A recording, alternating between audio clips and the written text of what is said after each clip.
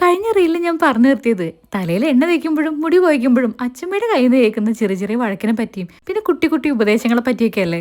ഇപ്പൊ തന്നെ ഈ വീഡിയോയിൽ അച്ഛമ്മയുടെ എക്സ്പ്രഷൻസും ആക്ഷൻസും കണ്ടാൽ തന്നെ മനസ്സിലാവില്ലേ ഇത്രയും കാലമായിട്ട് പ്രസവരക്ഷ എടുക്കാത്തതിന് അച്ഛമ്മയുടെ വക എനിക്ക് നല്ല ഡോസ് കിട്ടിക്കൊണ്ടിരിക്കുകയാണ്. ഇപ്പൊ ഞാൻ പ്രോപ്പർ പ്രസവരക്ഷ എടുക്കുന്നുണ്ടെങ്കിലും ഈ വഴക്കൊക്കെ എനിക്ക് എന്നും അച്ഛമ്മയുടെ കയ്യിൽ നിന്ന് കേൾക്കൂട്ടോ. അത് വേറൊന്നും കൊണ്ടല്ല, ഇന്ന് പറഞ്ഞ കാര്യങ്ങളൊന്നും അച്ഛമ്മയ്ക്ക് നാളെ ഓർമ്മയുണ്ടായിരിക്കില്ല. 1-2 വയസ്സല്ലല്ലോ, 94 വയസ്സ് കഴിഞ്ഞില്ലേ. പിന്നെ എനിക്കാണെങ്കിൽ നിങ്ങളെ പോലെ തന്നെ അച്ഛമ്മയുടെ ഈ കഥകൾ എത്ര തവണ കേട്ടാലും മടുക്കില്ല കേട്ടോ. അതുകൊണ്ട് തന്നെ എനിക്ക് കിട്ടുന്ന കുറച്ച് വഴക്കതേ നിങ്ങളും കൂടെ കേട്ടോളൂ. എണ്ണയൊന്നും തേക്കില്ല, മുടിയിലൊന്നും എണ്ണ തേക്കില്ല, മേല് തേക്കില്ല, ഒന്നുമില്ല. എനിക്ക് എണ്ണ ഇഷ്ടമുണ്ടായിരുന്നില്ല. കേക്കില്ല, മേലൊന്നും തേക്കില്ല, തലയിലും തേക്കില്ല. പോയി അപ്പാട് കുളിച്ച് കൊണ്ടുപോരും.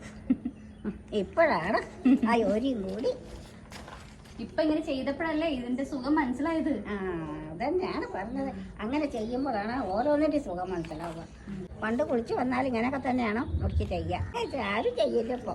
ഇപ്പൊ കുളിച്ച് കെട്ടി വരെ അവിടെ കെട്ടിയിട്ട് ഷാമ്പു തേക്കുക. അത് തന്നെ. പണ്ട് ഷാമ്പു അല്ല, വെള്ളിയിലത്താളിയാ തേക്കുക. അപ്പൊ മുടി എങ്ങനെ ഉണ്ടാവും എന്നറിയാം. മുടി നല്ല കറുപ്പും നല്ല ഇതുണ്ടാവും. വെള്ളിയില അതാണ് താളി. പണ്ട് ഒക്കെ കുളിച്ച് വന്ന് ഇങ്ങനെ പുകയ്ക്കും മുടിക്ക്. അന്നൊക്കെ നല്ല മുടിയാ, ഇഷ്ടം പോലെ മുടി ഉണ്ടായിരുന്നു അന്നൊക്കെ ആൾക്കാർക്ക്. അന്നിപ്പോൾ പണ്ട് ഇങ്ങനെ എണ്ണയൊക്കെ തേക്കും, മേലൊക്കെ തേക്കും, തലയിലൊക്കെ തേക്കും. പുകയുണ്ട്, അങ്ങനെ ഇറങ്ങിയേ വേണ്ടു. കുളത്ത് പോയി മുങ്ങി കുളിക്കും നല്ല സുഖമായിട്ട്. തേച്ച് മുങ്ങി കുളിച്ച് തോർത്തി പോലും. ഇന്ന് കുളമില്ലല്ലോ.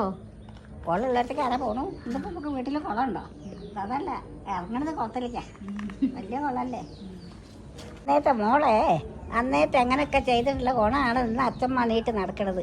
അല്ല ഇന്ന് ഈ വയസ്സിൽ അച്ഛമ്മ ഉണ്ടാവില്ല, ആരും ഉണ്ടാവില്ല. ഇല്ല ആരും ഇല്ല. ഇത്രയും വയസ്സിൽ 94 വയസ്സ് നിൽക്കുക. 94 വയസ്സാ മോനെ, അറിയോ? ഉപ്പക്ക് അത് കഴിഞ്ഞ പ്രസവം കഴിഞ്ഞ ശേഷം നടുവേദനയാണ്, കാലുവേദനയാണ്, ഒക്കെ വേദനയാണ്. ഒന്നൊരു ഉച്ചിലൊന്നും ഇല്ലല്ലോ. ആരെങ്കിലും ഒന്ന് കുളിപ്പിക്കാനൊക്കെ ആരെങ്കിലും ഒന്നും ആക്കും. ഓരോരുട്ടൊക്കെ കാട്ടിക്കൂട്ടി. അന്ന് ഒരാള് വന്നത് അതിനെ കണ്ണിനെ കണ്ടോടാ. അവര് ഒഴിഞ്ഞൊഴിഞ്ഞ എന്നെ കൊളാക്കി. അതെല്ലാം കൂടി കൊളായിപ്പോയി. അതിന് ശേഷമാണ് ഇപ്പൊ മോളായത് വന്നത്. അപ്പൊ മോള് വന്നപ്പോ തന്നെയാണ് നല്ല സുഖമായതിപ്പോ. അതിന് പറ്റാണ്ട് പോവരുത്, ഒന്ന് ഇടയ്ക്കൊന്ന് വരുള്ളൂ ഇവിടെ ഉണ്ടാവുമ്പോ. ഈ ഉഴിച്ചിലൊക്കെ ചെയ്തിരുന്ന ആരാന്നറിയോ? സഹ്യ ആയുർവേദ. സദ്യ ആയുർവേദ അല്ല, സത്യല്ല, സഹ്യ പിന്നെ സഹ്യ ആയുർവേദ. സത്യ ആയുർവേദ. സത്യല്ല, സഹ്യ ആയുർവേദ ആണ് കേട്ടോ. ഉഴിച്ചിലൊന്നായിരിക്കണോ. ഇപ്പൊ അതോട് കൂടി കഴിഞ്ഞ് പോവായില്ലേ.